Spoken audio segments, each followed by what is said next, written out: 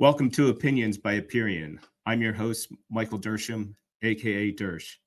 These live audio conversations bring together experts, innovators, and collaborations in healthcare and health tech to share insights, tackle pressing challenges, and explore new ideas. It's an open, dynamic space where we break down what's happening in the field and spark fresh approaches to some of the biggest issues in healthcare today. Today's opinion is a fireside chat, deciphering the Decipherless, the UN General Assembly, the U.S. global health, and what seems to be the seismic shift. On the heels of the UN General Assembly, what great timing on this. I am totally honored to have with me someone who knows the United Nations from the inside better than most, Hugh Dugan. For 32 years, Hugh served as the U.S. Department of State. In 26 of those, he was inside the machinery of the UN, making him one of the longest serving, and I would also add, surviving members of the U.S. delegation in history. Hugh, thank you so much for joining us today. Thank you very much, Michael.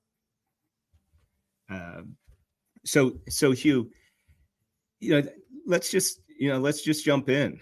I mean, this year's UN General Assembly was dominated by the quiet but seismic reality: cuts to U.S. support for USAID, the WHO, and other global health programs. Again, let's start bluntly. Is the United States walking away from global health leadership? Well, if you equate sending money abroad, forcing ourselves to spend it so that we can get the bureaucrats in Washington to fund us again next year, then I guess that's called global health leadership. And we are changing our tune. We're pivoting. The U.S. has decided that it's long overdue that we look for leaner and better health diplomacy in the world. And this predates President Trump. There's been much unease about AID prior to his administration, in that there was very little impact that we could measure and very little means by which we could measure it. And we were seeing a lot of our aid flow overseas going into crony networks and going into what's become known as the middle income trap, where we are effective in helping the development of countries and in their humanitarian assistance. And then all of a sudden, even though we're continuing to pump money, the outcomes and the results, so to speak, plateau. And what we have then is no longer soft power influence, so to speak, by using our aid and humanitarian as a tool of diplomacy. All we're really doing is just throwing good money after bad. Interesting.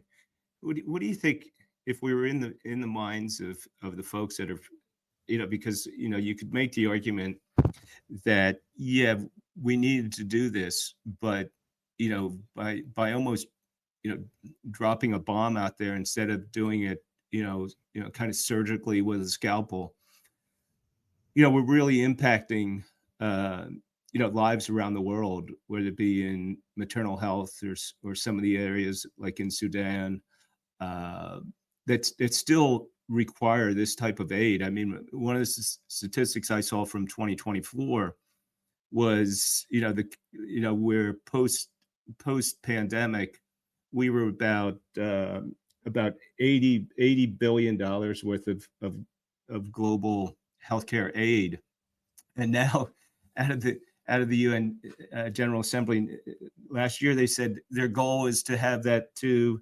$36 billion by 2030. It seems like we're going in the wrong direction. Not only from the U.S. perspective, but also some of this global leadership as well.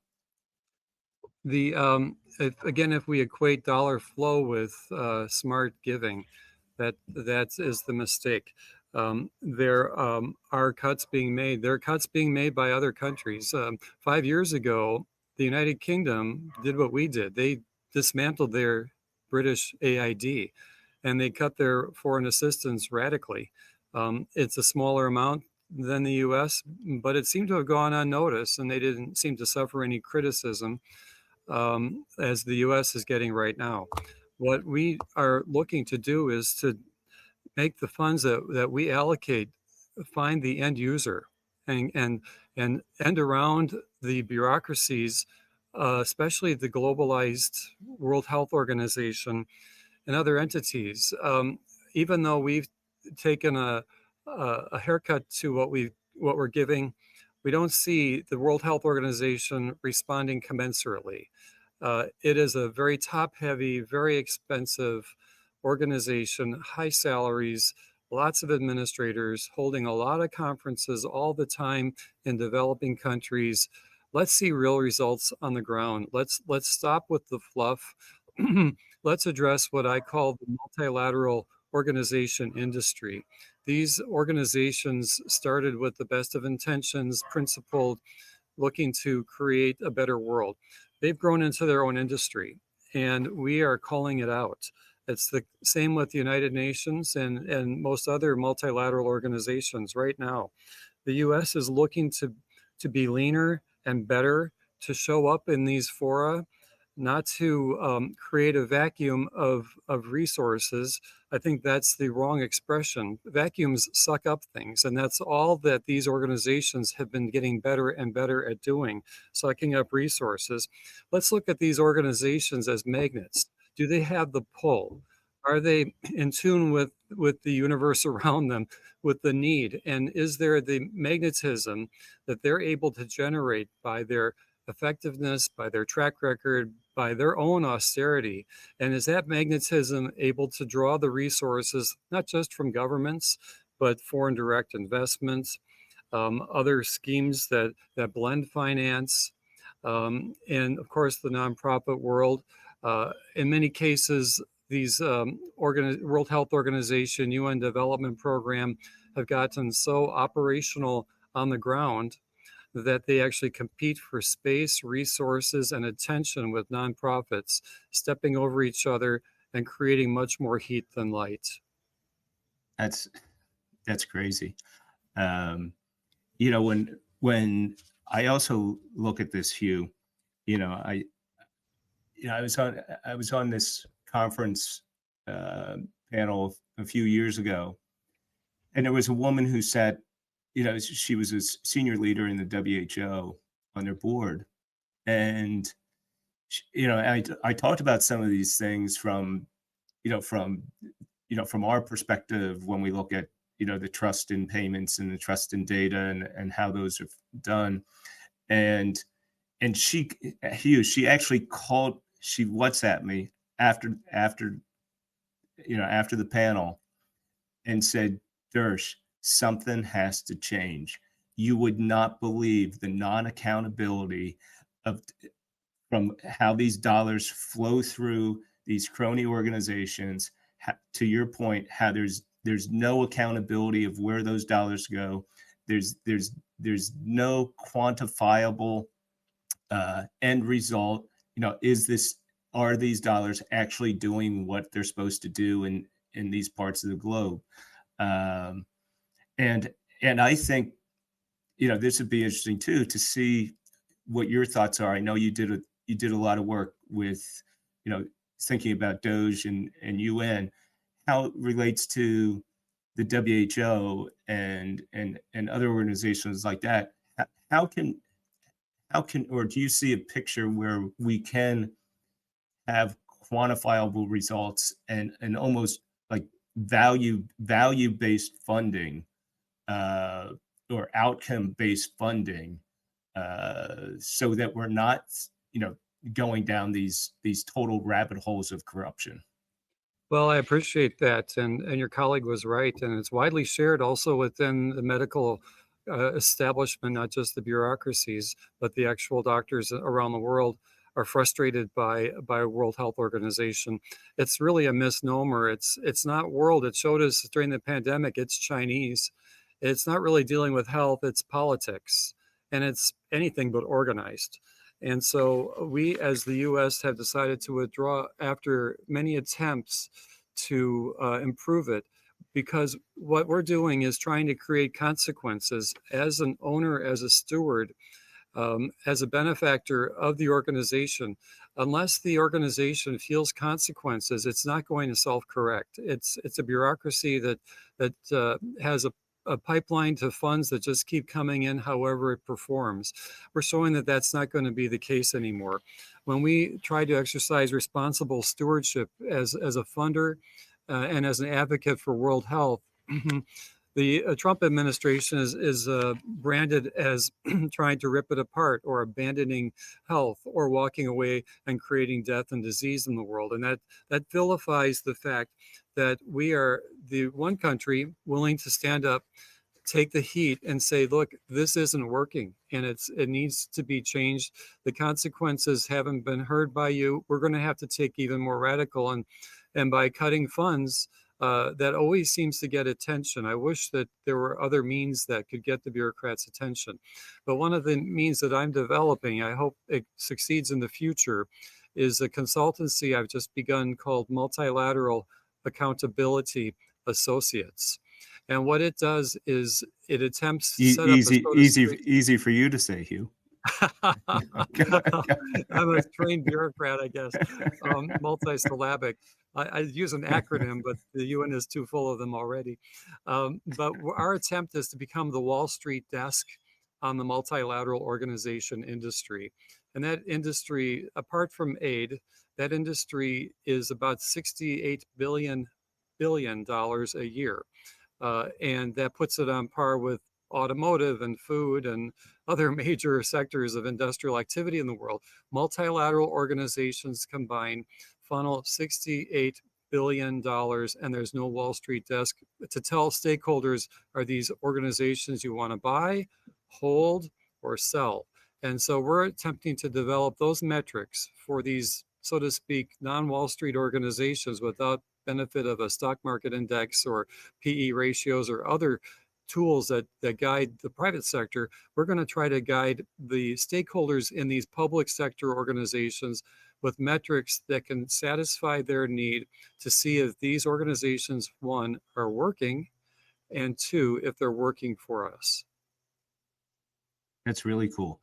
And I would suggest, you and I've known each other for a couple of years. And I'm a kind of root cause type of guy, and I think and kind of root cause messaging as well. I think as part of that initiative, if I look at things like, and the UN put out this statistic last year that one in four births across the world are not recorded, and 60% of deaths are not, go unregistered. There's a data void. There's a root cause data void. So then when you think about the other things that we want to try to attempt and get this accountability, I think it's certainly a task that we need to take on, because when you look at statistics like that, you say, what's happening with all the rest of the data statistics that we're trying to make informed decisions on, or hold organizations accountable. You talked earlier about, misallocation of funds and how funds go to different areas. Again, I look at, when I see, non-communicable diseases, relate to 75% of the deaths across the globe. But do you know how much funding goes to NCDs? So 75% of the deaths come from NCDs, but only 3% of the funding.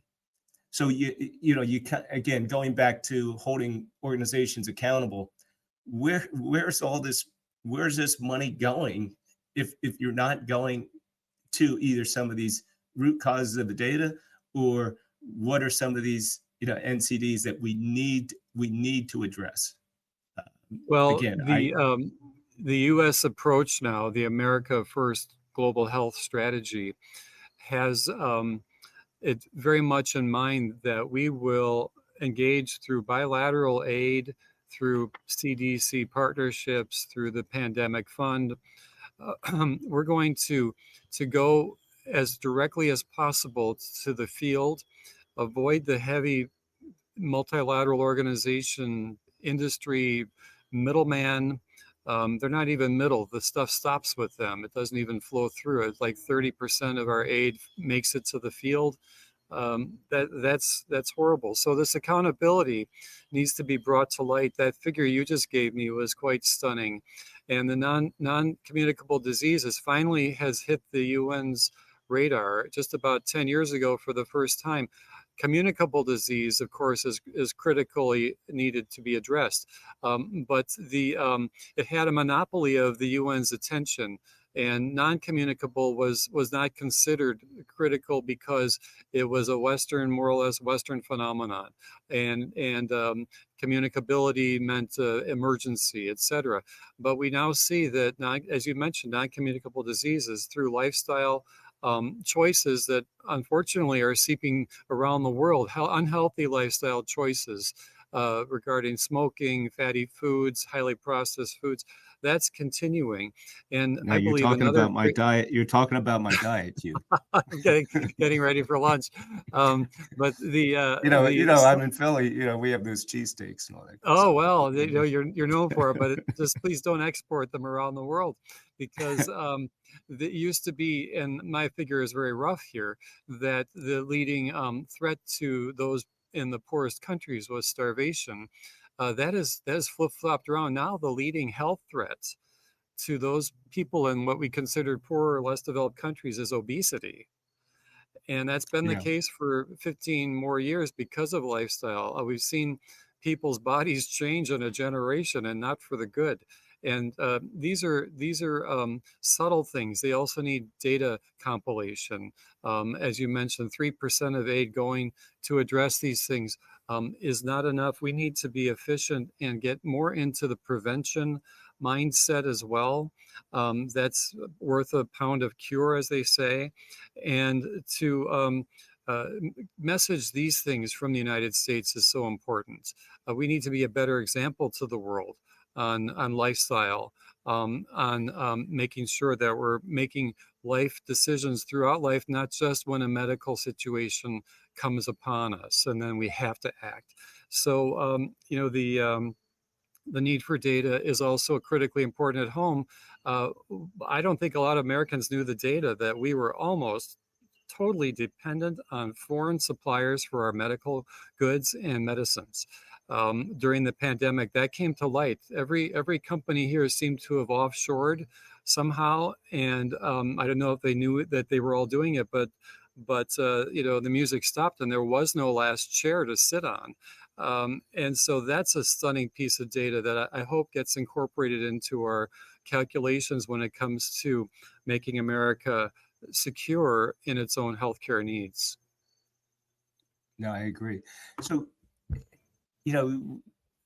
let's talk a little bit about, messaging, because I think some of it came out, of course, during DOGE, during the Trump administration and all these things. And even though we live in a divided country, I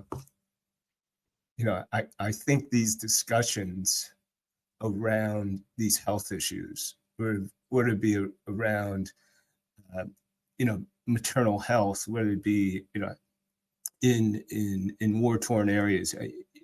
Is there a way, or well, let me ask this.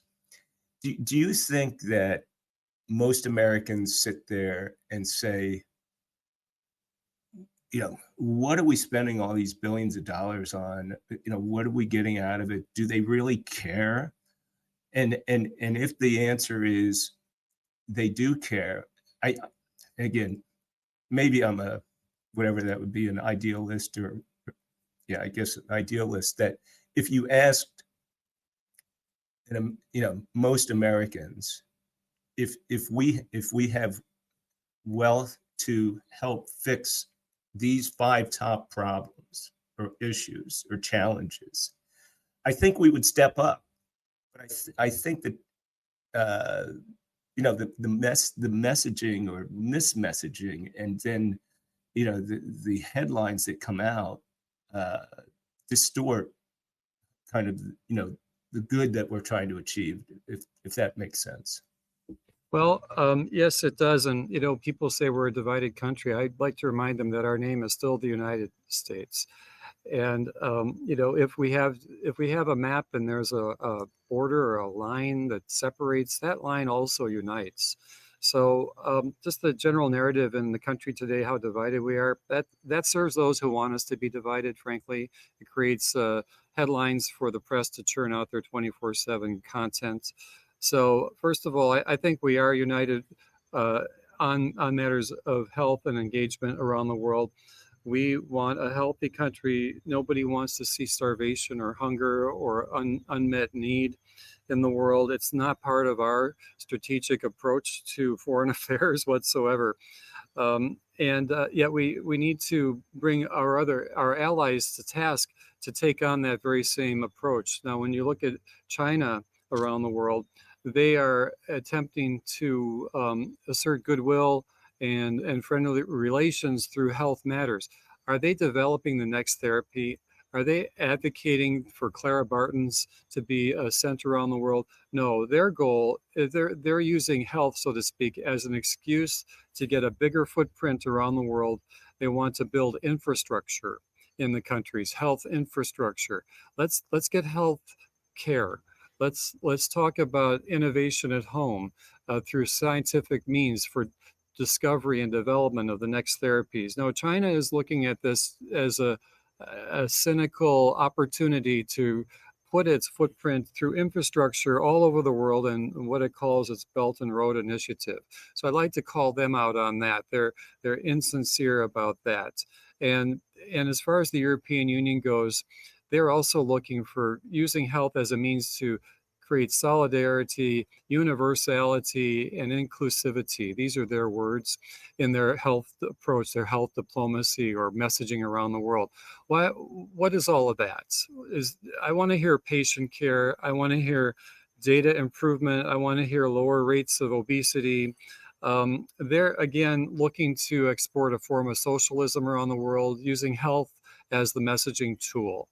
So I believe the U.S. is unique in actually being sincere in creating better results around the world. However, we just aren't seeing it happen through our billions of dollars of being spent all over the place. We need to create new consequences, as I mentioned. And instead of saying we want to cure the ill and the poor in the world, our new foreign policy is it looks like America First, which is what it is. It's three things. Is our foreign policy, are our foreign activities making the U.S. safer? Are they making the U.S. stronger? And are they making the U.S. more prosperous?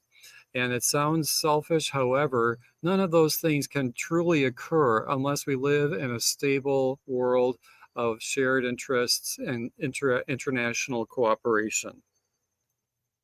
I agree. And back to that China, what you were talking about, where they're trying to, to use this and build some of the infrastructure around it.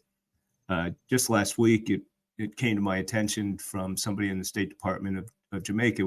We're having discussions with Jamaican, and as you know, across CARICOM. And China's exporting physicians and nurses that have no authenticated credentials that they're actually physicians and nurses. That's a scary thought across the globe. Again, where they're using technology to build infrastructure, but they're also using, human capital to do that as well. And I think that that's something that when it was brought to my attention, me, it was more than just a pause for me. It was like, you've got to be kidding me. I mean, if we allow that to happen, or countries are not able to safeguard themselves, across those healthcare providers, that's a very slippery slope for not only Jamaica but for the rest of the world where this is going on. Well, there is this anxiety that if the U.S. pulls back, and I don't think we're pulling back, frankly, I think we're stepping up. We're trying to create consequences. We want to see better accountability for resources. We're trying to wash out the waste and the middlemen. It looks like stern stuff, but people think it's a vacuum, and that if we step aside, China will fill that vacuum.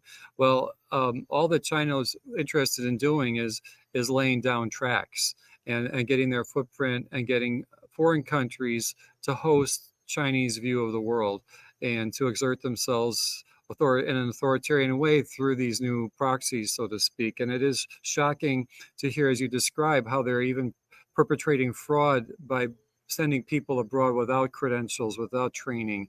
And this is China. I'm not going to take it any further or try to explain or understand or apologize. It is what they do. And so in terms of, again, a sincere effort, our effort for American First Global Health Strategy is now looking to be more selective in its engagement. That means reducing WHO funding. It doesn't mean abandoning the world altogether. By the way, it's not just the U.S. government's resource that this country possesses. It's a scientific and multinational corporation in the healthcare drug industry resource. We have markets all over the world. We want to keep them and grow them. Our private sector initiatives and entrepreneurial spirit are very much alive in helping promote better health around the world through new technology, innovation, and delivery. We don't see that coming out of China. All we saw coming out of China, if you want to beat this drum, is the COVID pandemic. And guess what? That made us much less safe in America. And one of our goals is a foreign policy that makes America safer. And we're safer when our neighbors don't have the pandemic either. So it's a liberal form of being safe, and that we want the world to be safe so that we can be safe. 100% well said, Hugh. In some of our closing here, we have 4 minutes or so left.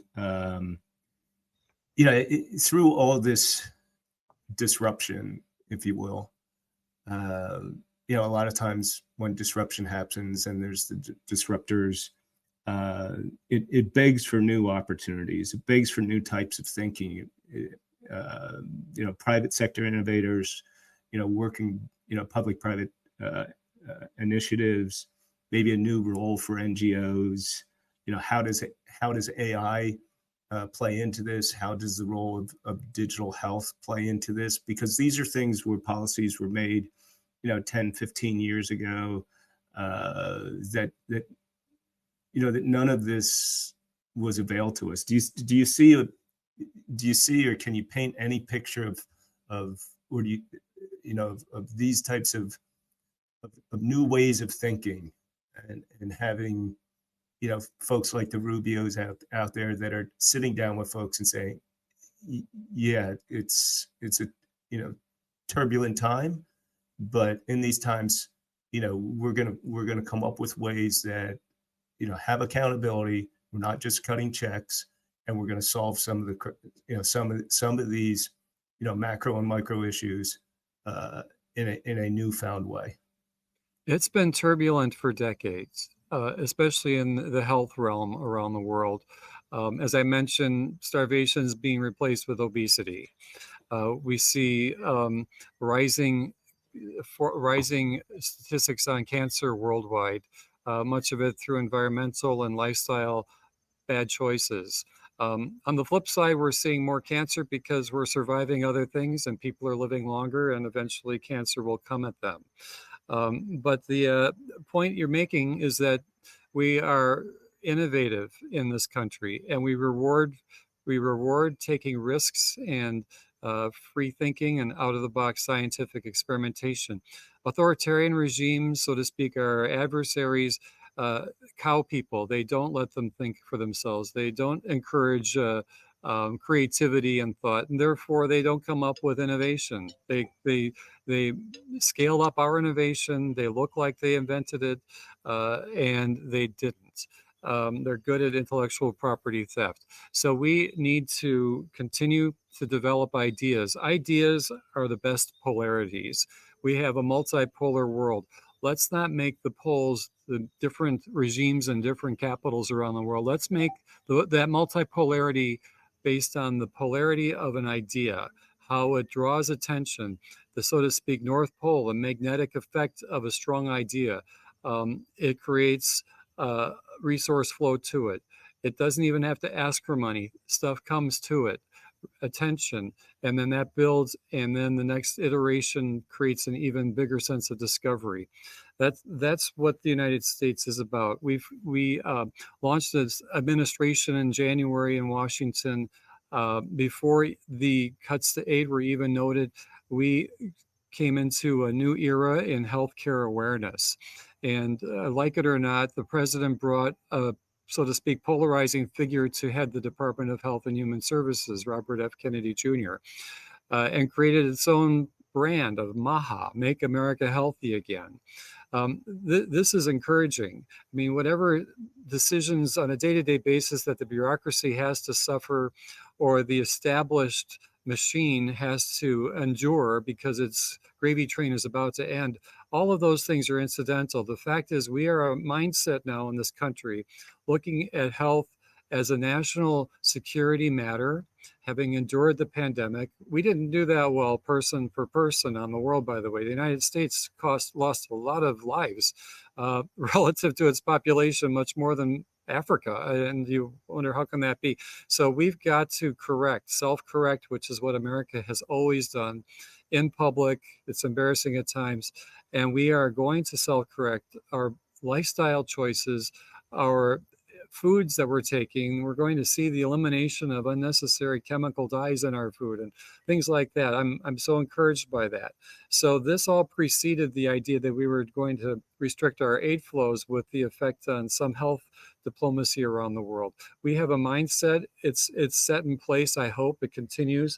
And this will create polarities, so to speak, of ideas at home and abroad that, as you've done with your own work, you've innovated, you've identified need, you've identified tools, you're fashioning them, you're putting it together through data collection and very, very intelligent manipulation. We're seeing things. We have a new pair of glasses every day, thanks to you, and they're sharper and crisper all the time, and that's going to be the future of healthcare in the world, not simply sending a carton of penicillin to some place that's suffering.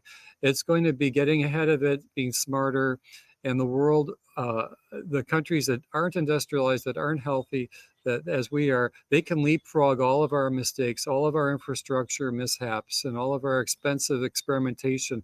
They will leapfrog that like they've leapfrogged the telecommunications industry. They don't have telephone lines and telephone poles in any of those places. They never will because they've got cell phones suddenly. So I'm looking forward to that leap in health delivery around the world. I think there are a lot of good intentioned, well-intentioned people, and the sooner we can get off the bureaucratic gravy train of the 20th century middleman approach to multilateral organization interference, the better. That's awesome, Hugh. And thanks for the kind words as well. Well, Hugh, I think of our goal today was to have you help us decipher the decipherless. You are spot on, my friend.